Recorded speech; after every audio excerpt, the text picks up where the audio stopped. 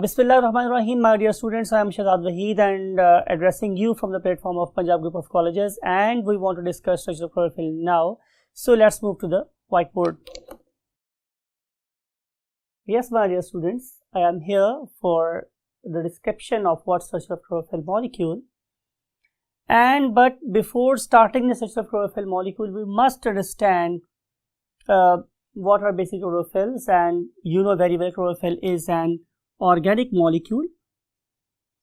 Chlorophyll is basically an inorganic molecule, and it usually imparts what? Green color. Usually imparts, देता है, assign करता है क्या? Green color to the plant cell, to the plant cells, right. अगली बात क्या है स्टूडेंट्स कि ये जो मेरे पास क्लोरोफिल है, इसकी चार टाइप्स कौन कौन सी? क्लोरोफिल ए, बी, सी और डी, जो किस में पाई जाती हैं? यूकैरियोट्स पे पाई जाती है। Various types of eukaryotic autotrophic cells, they have got either A, B, C or D type of chlorophyll molecules. जबकि इसके अलावा भी क्लोरोफिल की टाइप्स होती हैं, other forms, they are present in bacteriophils. Bacteriophils इसका मतलब है कि ये वाला खास किस्म का जो क्लोरोफिल है ये प्रोकैरियोट्स पे पाया जाता है। किस में पाया जाता है? प्रोकैरियोट्स में। यू नो वेरी वेल कि हमारे पास ऐसे बैक्टीरिया भी एग्जिस्ट करते हैं। Those are capable of what? Making their own food from the solar energy, right. अगली बात माय डियर स्टूडेंट्स ये है, आफ्टर स्टडी द टाइप्स, अगली बात मेरे पास ये है कि ये जो मेरे पास क्लोरोफिल्स हैं ये किस जोन में से, आपको याद होगा हमने लास्ट लेक्चर में डिफरेंट जो फोटोसिंथेटिक पिगमेंट्स थे उनके हमने जोन डिस्क्राइब किए थे, और हम लोगों ने ये बोला था कि जिस जोन में से ये वाला पिगमेंट लाइट एब्जॉर्ब करेगा, जाहिर है उस पर्टिकुलर वेवलेंथ की एब्सेंस नजर आएगी हमें किसमें? एब्जॉर्प्शन स्पेक्ट्रम में, राइट। तो अब मैं वही बात यहाँ पर दोबारा कर रहा हूँ कि अगर ये मैंने लाइट ली, राइट, और ये लाइट कैसी थी? पॉलीक्रोमेटिक, और इसको मैंने एक ऐसी क्यूवेट में से पास किया कि जिसके अंदर क्या थे? क्लोरोफिल्स थे, राइट, क्लोरोफिल्स थे। क्लोरोफिल में से पास होने के बाद मुझे क्या नज़र आया कि यहाँ पे दो जगहों से लाइट एब्सेंट है। आपको याद आया? बिल्कुल ऐसी ही बात है कि हमने विब ग्योर लिखा था, विब ग्योर, राइट। तो ये इन दो जोन में से, यानी कि ये वाला जो जोन है मेरे पास, इस जोन में आप लोगों को नो लाइट, कोई लाइट नजर नहीं आई एब्जॉर्प्शन स्पेक्ट्रम में, because it has been absorbed by the chlorophyll molecule. और सिमिलरली ये जो मेरे पास जोन है, ये वाला जोन, ये थोड़ा सा ये वाला जोन लगा लें कि इस पर्टिकुलर जोन में भी आप लोगों को कोई लाइट नजर नहीं आएगी एब्जॉर्प्शन स्पेक्ट्रम में, बिकॉज के ये वाली लाइट भी एब्जॉर्ब कर लिया किसने? क्लोरोफिल। अब अगर मैं आप लोगों से ये डिस्कस करूँगा स्टूडेंट्स, क्लोरोफिल ए, बी और सी, डी एक ही प्लांट में भी एग्जिस्ट कर सकते हैं, तो ये डिफरेंट नहीं है। इनके केमिकल फार्मूला में बहुत थोड़ा फर्क है, लेकिन ये इस पर्टिकुलर जोन में भी हर एक क्लोरोफिल की लाइट एब्जॉर्ब करने की जो सलाहियत है वो वेरी कर रही है। कोई ज़्यादा इंडिगो लाइट एब्जॉर्ब कर रहा है, कोई ज़्यादा ब्लू लाइट एब्जॉर्ब कर रहा है, कोई रेड एब्जॉर्ब कर रहा है, कोई ऑरेंज रेड एब्जॉर्ब कर रहा है। तो ये जो डाइवर्सिटी है ये डेफिनेटली इन पर्टिकुलर केमिकल्स के फॉर्मूला की वजह से आ रही है। मिसाल के तौर पे हम लोगों ने यहाँ पे क्लोरोफिल ए का फॉर्मूला आप लोगों के लिए ऑलरेडी लिख के रखा हुआ है। लुक एट दिस, इसमें कार्बन क्या है? 55, हाइड्रोजन कितनी है? 75, ऑक्सीजन कितनी है? 5, नाइट्रोजन कितनी है? 4 और मैग्नीशियम कितनी है? 1। अब जरा आई नीड योर अटेंशन, बात को थोड़ा गौर से समझिएगा माय डियर स्टूडेंट्स, कि अगर C55 ही रहे, राइट, नाइट्रोजन 4 ही रहे और Mg एक ही रहे, लेकिन इन दोनों के अंदर सिर्फ ओवरऑल डिफरेंस एक वाटर मॉलिक्यूल का हो, वो कैसे कि यहां पर हो जाए H70 और ऑक्सीजन यहां पे एक बढ़ जाए, वो हो जाए कितनी 6। तो ओवरऑल डिफरेंस कैसा हुआ, यानी कि दो हाइड्रोजन के एटम कम हुए और एक ऑक्सीजन का एटम बढ़ गया। तो ओवरऑल डिफरेंस कितना पड़ा, जस्ट 1 वाटर मॉलिक्यूल का। और इस 1 वाटर मॉलिक्यूल डिफरेंस की वजह से मेरे पास क्लोरोफिल की 2 वैरायटीज प्रोड्यूस हो गई। और अगले हम ये डिस्कस करेंगे कि ये बेसिकली वैरायटीज उनके आपस में आइसोमरिज्म की वजह से डेवलप हुई है। वो कैसे डेवलप होती है उसको हम स्ट्रक्चर में जाके देखते हैं। So let's move to the what parts of the chlorophyll molecule, and for this purpose we want to move the next 1/3 of the board. Look at this structure of chlorophyll. Structure of chlorophyll molecule. अब मैं chlorophyll molecule को देखूं तो like phospholipids इनके भी मेरे पास क्या बन जाते हैं, 2 एंड्स बन जाते हैं। एक को हम बोलते हैं क्या, हाइड्रोफिलिक एंड, और एक को हम नाम देते हैं हाइड्रोफोबिक एंड। आप लोगों को चैप्टर नंबर 2 याद है, हाइड्रोफिलिक, फिलिया मीन्स लव, यानी कि ये ऐसा एंड हो क्लोरोफिल मॉलिक्यूल का जो पानी के अंदर रहना पसंद करता है या पानी से इंटरेक्ट करके खुश होता है। लेकिन ये वाला ऐसा एंड है जिसको पानी से खौफ है, फोबिया मीन्स हेट, फियर। तो हाइड्रोफोबिया का मतलब ये है कि ये अवॉइड करता है वाटर को, ठीक है। और हाइड्रोफिलिया का मतलब क्या है कि लव वाटर मॉलिक्यूल्स, ये तो पानी से लव करने वाला एंड होगा उसका। अब जब मैं इसको दिखता हूं कि इसमें कौन सा एंड हाइड्रोफिलिक और कौन सा एंड हाइड्रोफोबिक है, तो इसके लिए आप एग्जांपल लें अपने माइंड में एक किसी की झंडे की, फ्लैग की। और फ्लैग में आप देखें कि जो ऊपर वाला चौड़ा हिस्सा है झंडे का, चले हम उसको ड्रॉ कर लेते हैं आप लोगों के सपोर्ट के लिए। ये समझ लें, ये मेरे पास एक झंडा बन गया ना। तो इस पर्टिकुलर झंडे में एक ऊपर वाला फ्लैट एंड है, चौड़ा हिस्सा है, और एक ये मेरे पास इसकी बांस है या डंडा है जो कि बहुत थिन है और नीचे की तरफ डिसेंड कर रहा है। तो ये जो नीचे वाला एंड है ये हाइड्रोफोबिक है, इसको पानी से डर लगता है, राइट।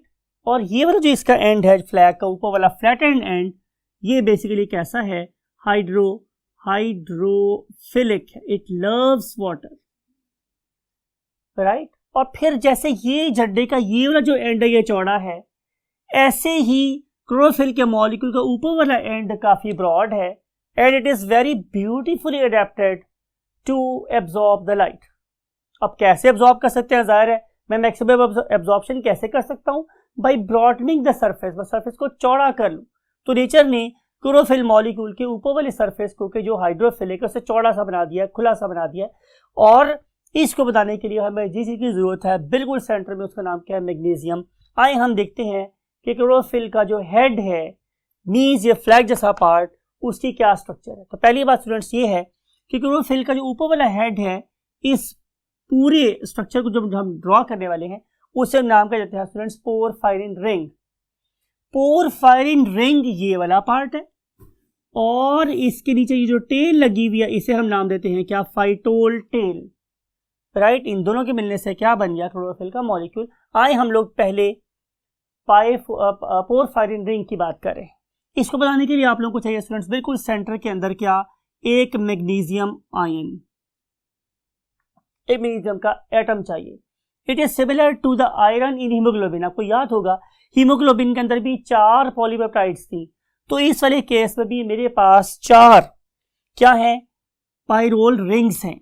ये देखिए मैं ड्रॉ कर रहा हूं आप लोगों के लिए, 1 2 3 एंड 4, ये 4 एक्सटेंशन है। और इनके साथ जो पायरोल रिंग्स हैं वो हेट्रोसाइक्लिक है।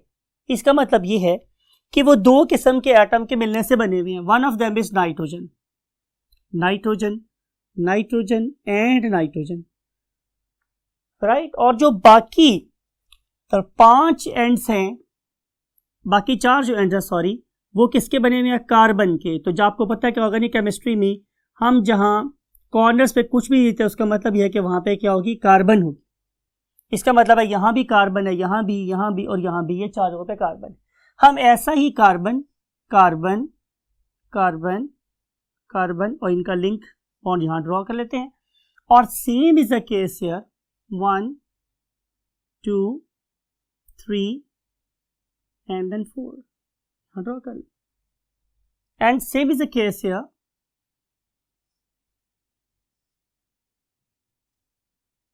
तो ये मैंने ड्रॉ कर लिया स्टूडेंट्स क्या, 4 पायरोल रिंग्स।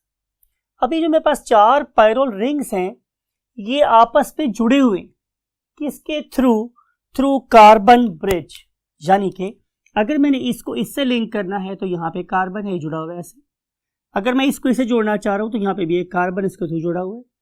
सिमिलरली ये भी कार्बन के थ्रू इससे लिंक्ड है और ये भी कार्बन के थ्रू इससे लिंक्ड, राइट।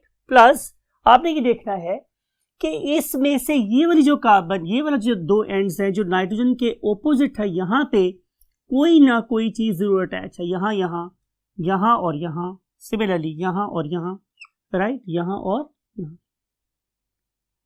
चीफली यहाँ पे क्या अटैच होता है स्टूडेंट्स, मिथाइल ग्रुप CH3। अगर तो ये मिथाइल ग्रुप लगा हुआ है तो ये क्लोरोफिल A है, और अगर मैं यहाँ पे लगा दूं एक एल्डिहाइड ग्रुप, याद करें मैंने वो चैप्टर नंबर 2 में मिस यूनिवर्सल कॉन्सेप्ट दिया C double bond OH, right, something like it, ये मिस यूनिवर्सल के साथ H, ये एल्डिहाइड। अगर मैं यहाँ पे ये लगा दूं क्लोरोफिल B बन जाएगा, और सिर्फ मिथाइल ग्रुप लगा दूं क्लोरोफिल A है। रेस्ट में स्ट्रक्चर सेम, राइट। यहाँ पे हमारे पास अटैच होता है what, C2H5, you know very well कि ये मिथाइल ग्रुप है और ये एक इथाइल ग्रुप है, राइट। यहाँ पे स्टूडेंट्स अटैच होता है अनदर मिथाइल ग्रुप और यहाँ पे अटैच होता है C double bond O, right. फिर उसके बाद यहाँ पे अटैच होती है दोनों तरफ व्हाट, हाइड्रोजन, और यहाँ पे अटैच होता है CH3 and other one is H, right. और यहाँ पे भी हमारे पास अटैच होता है व्हाट, CH3, और यहाँ पर भी CH3 ही अटैच होता अगर यहाँ पे डबल बॉन्ड ना होता। तो चूंकि यहाँ पे डबल बॉन्ड है तो बाकी बच जाएगा क्या, CH2। तो ये जो स्ट्रक्चर मैंने तो ड्रॉ किया है, इसके अंदर जो बाकी चीज आपने माइंड में रखनी है वो क्या है कि यहाँ पे कहाँ कहाँ डबल बॉन्ड एग्जिस्ट करता है। तो ये थोड़ी सी एफर्ट बाकी अब आप लोग करें कि यहाँ पे कहाँ कहाँ हमारे पास डबल बॉन्ड एग्जिस्ट करते हैं। बाकी bulk of the structure I have taught you कि हम कैसे ड्रॉ कर सकते हैं। सबसे पहला मैग्नीशियम लिखेंगे, उसके साथ 4 नाइट्रोजन एटम जोड़ेंगे और इस नाइट्रोजन को बेस बना के आप 4 पायरोल रिंग्स ड्रॉ करेंगे, और 4 पायरोल रिंग के साथ आपने क्या अटैच कर देनी है स्टूडेंट्स, कार्बन ब्रिजेस। और एंड पे आप लोगों ने क्या करना है कि इसके इस पर्टिकुलर पॉइंट पे अटैच कर देनी है एक लंबी सी चेन आपने अटैच कर देनी है। और इस चेन का सबसे इंपॉर्टेंट बात यह है कि आप लोगों को फॉर्मूला आना चाहिए और इसका नाम आना चाहिए आप लोगों की बुक के रेफरेंस से। इसका नाम है स्टूडेंट्स फाइटोल चेन। इसका नाम क्या है स्टूडेंट्स, फाइटोल चेन। और इस फाइटोल चेन के अंदर हमारे पास 20 कार्बन होते हैं और 39 हाइड्रोजन एटम्स होते हैं। और ये जो मेरे पास फाइटोल चेन है, दिस वन, ये वाली, ये मैंने बोला था आप लोगों से कि ये हाइड्रोफोबिक होती है, और इसके हाइड्रोफोबिक होने में भी अल्लाह रब्बुल इज़्ज़त की आर्किटेक्चर नजर आ रही है। वो क्या कि ये हाइड्रोफोबिक टेल बनाने का सबसे बड़ा लॉजिक या हिकमत या दानाई ये है कि जिस पर्टिकुलर मेम्ब्रेन में, मींस थैलेकॉइड मेम्ब्रेन की बात कर रहा हूं, तो वहां पे इसने एंकर होना है, वो भी क्या है, हाइड्रोफोबिक। वो भी कैसी है, हाइड्रोफोबिक। सो आपको पता है कि हाइड्रोफोबिक चीजें के साथ ज्यादा अच्छी सिंक्रोनाइज होती हैं। तो नेचर ने थैलेकॉइड मेम्ब्रेन के हाइड्रोफोबिक पार्ट के साथ इस क्लोरोफिल मॉलिक्यूल की हाइड्रोफोबिक टेल को क्या कर दिया, अटैच कर दिया, और अब ये उसके अंदर बड़ी आसानी से क्या हो सकती है, एंकर हो सकती है। ये folded structure, you know very well. और इस पर्टिकुलर स्ट्रक्चर में से हम इस पर्टिकुलर चीज को क्या बोलते हैं, antenna, because is going to absorb what, various types of wavelengths. जैसे डिस्कस कर चुका हूं मैं पहले से कि इन स्लाइट वेरिएशन से हमारे पास क्लोरोफिल की वेरियस टाइप्स प्रोड्यूस होती हैं, और इनका सबसे बड़ा एडवांटेज है वो ये है कि being different types of chlorophyll in the same leaf, this particular leaf is capable of absorbing what, various types of wavelengths from the solar radiation and carry out the process of photosynthesis more efficiently, right? तो ये है हमारे chlorophyll की structure और उसके different types के होने की हिकमत या लॉजिक। अगली बात यह है कि हमारे पास स्टूडेंट्स आ जाते हैं अदर फॉर्म्स ऑफ पिगमेंट्स, ठीक है ना। और अदर फॉर्म्स जो है ना उन्हें हम लोग नाम के दे सकते हैं एक्सेसरी पिगमेंट्स। और ये जो मेरे पास एक्सेसरी पिगमेंट्स हैं, जैसे हम डिस्कस पहले कर चुके हैं कि उनमें हमारे पास कैरोटिनॉइड्स होते हैं, ठीक है। फिर हमने डिस्कस किया था कि हमारे पास कैरोटीन्स होते हैं, and then we found what xanthophylls. अब हमें ये बात अंडरस्टैंड करनी है कि ये डिफरेंट किस्म के फोटोसिंथेटिक पिगमेंट्स हैं, राइट। एक तो रीजन हमने डिस्कस कर ली कि इनकी सबसे बड़ी हिकमत दनाई ये है कि डिफरेंट किस्म की वेवलेंथ्स को हम क्या कर सकते हैं, हार्वेस्ट कर सकते हैं, और एनर्जी गेन करने के जो स्पेक्ट्रम है उसे हम ब्रॉड कर सकते हैं। पहला काम तो मेरे पास ये हुआ, लेकिन जो दूसरा और इम्पोर्टेंट काम वो ये है स्टूडेंट्स, इट इज बिलीव्ड कि ऐसा भी पॉसिबल हो सकता है कि मेरे पास सोलर रेडिएशंस हमारी एनर्जी की जो रिक्वायरमेंट है उससे बहुत ज़्यादा हो, और इसकी वजह से ये भी हो सकता है कि वो हाई एनर्जी रेडिएशंस मेरी प्लांट के लीफ के लिए बड़ी हार्मफुल हो। तो फिर क्या करना चाहिए कि हम उस पर्टिकुलर हार्मफुल किस्म की रेडिएशन को लें और उसे लेस हार्मफुल में कन्वर्ट करें, और लेस हार्मफुल से हम उसे इवेंचुअली यूजफुल वेवलेंथ में कन्वर्ट कर लें या यूजफुल एनर्जी पैकेट में शिफ्ट कर लें। तो ये भी माना जाता है कि ये जो हमारे पास कैरोटिनॉइड्स और ज़ैंथोफिल्स जैसे मॉलिक्यूल्स हैं, they are acting as a shield, वो शील्ड के तौर पे काम कर रहे हैं, और जो एनर्जी है वो पहले एनर्जी मॉलिक्यूल्स के पास आती है और फिर वो energy in high energy molecule से लो एनर्जी मॉलिक्यूल की तरफ मूव करती है, दैट इज बेसिकली क्लोरोफिल। तो ये भी बिलीव किया जा रहा है कि ये basically act as a shield, एक डिफेंसिव ऑर्गन के तौर पे काम कर रही है फॉर क्लोरोफिल्स की जो बहुत ज़्यादा डेलिकेट मॉलिक्यूल्स हैं, लेकिन they can carry out process of photosynthesis more efficiently than carotenoids and xanthophylls. So that's it for today, and we will see you in the next lecture for definitely the light reaction and dark reactions. And again, as per my request, I always request you all time and again that please take very good care of your great parents, and always listen lecture with open eyes, open brain and this stuff, so that you may have the better picture of the mechanisms of life. Till next lecture, take very good care of yourself. Allah Hafiz.